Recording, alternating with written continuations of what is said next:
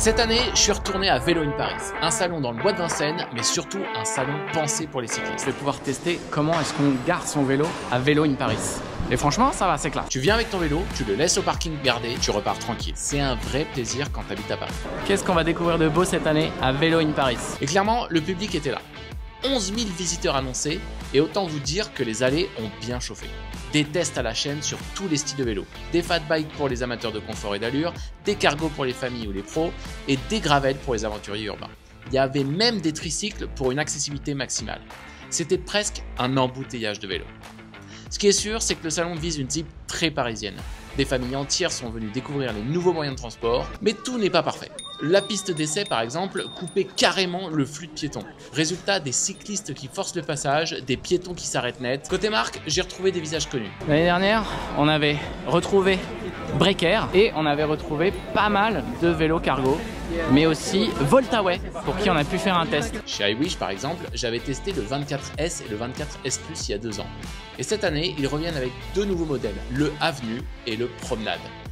Toujours cette approche smart, compact, avec un design plus doux et plus accessible. L'Avenue, c'est vraiment le vélo urbain discret. Le Promenade, plus confort, plus chill. La gestion automatique, c'est la même chose. Néanmoins, dans un écran un peu différent. Ok. Là, on est passé sur un format d'entreprise. Ok, ouais. Un 27.5 avec position de conduite confortable, droite. Ouais, un peu plus, ouais. On était un peu plus en attaque. Ouais, et puis, exactement. Et puis en plus, on a une couche suspendue qui vient quand même rajouter du confort. Ouais. On est passé aussi sur un moteur arrière. Ouais. Donc on est chez Mi-Vice avec un moteur de 45 Nm. Rapport fixe, ici sur une courroie. Ouais.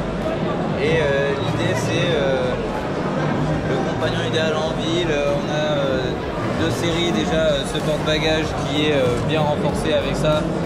Et compatible de manière à pouvoir mettre des sacoches. Pour l'idée du vélo, c'est un vélo simple, fiable, avec peu d'entretien, qu'on peut utiliser. Il peut pleuvoir, il peut tomber, il est costaud, il est sale, il marche bien. On a ce petit accessoire qui vient se mettre par-dessus en mode porte-bagages arrière, qui va donc permettre de mettre avec Mick tous les trucs classiques, siège BV, siège auto, etc. Et là, la toute dernière révélation, c'est ce vélo-là qui est sorti il y a 2 jours. Ah, ok. Ça, c'est la version Avenue.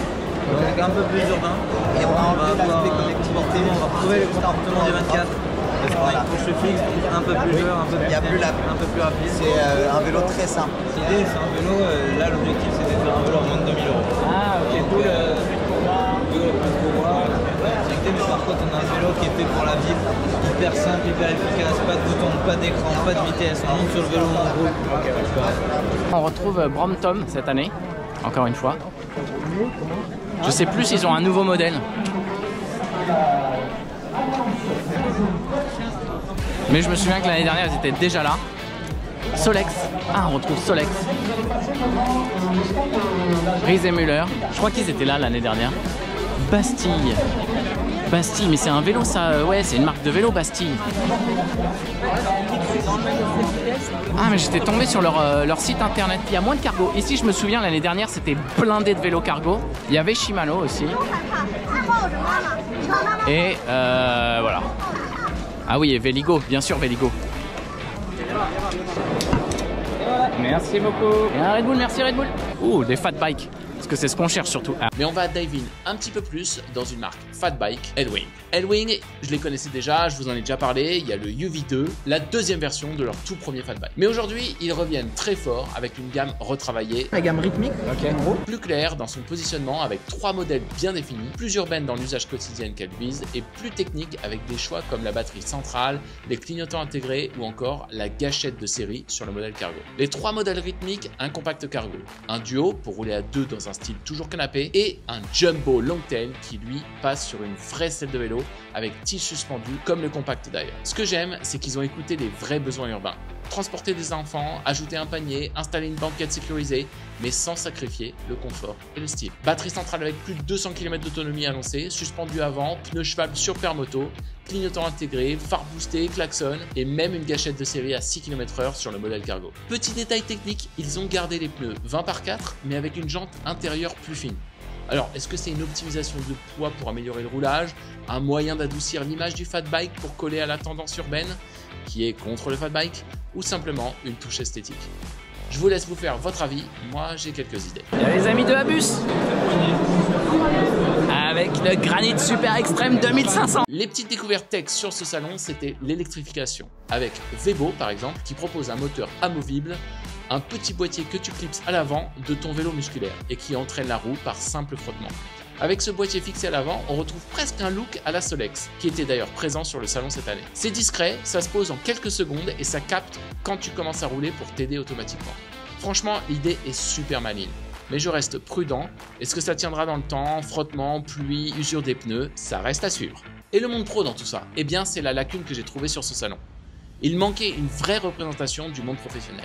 Rien que pour les livreurs ou les solutions de ceux qui utilisent le vélo comme outil de travail. Et pourtant, on sait que Paris va devenir une ville presque entièrement à mobilité douce. Alors ça pourrait être vraiment intéressant de découvrir les solutions vélo, de transport palette, de mini-grues, de grosses remorques, etc. Ce que je note cette année, c'est qu'on a beaucoup de tricycles, de vélos alternatifs où on peut pédaler avec les mains ou alors les vélos où on est allongé. Beaucoup moins de cargo que l'année dernière, beaucoup moins de fat bike aussi que l'année dernière. Au niveau accessoires, comme d'habitude, des vêtements, des sacs, des petites sacoches. Et j'ai vu 2 entreprises pour mettre des moteurs et rendre électrique son vélo. Après j'ai vu des régions qui faisaient de la pub. J'ai vu beaucoup de magasins, beaucoup de réparateurs de vélos.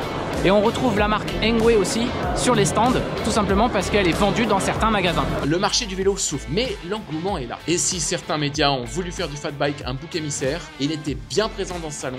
Et moi je dis, tant qu'on avance à 6 km/h, on est encore là.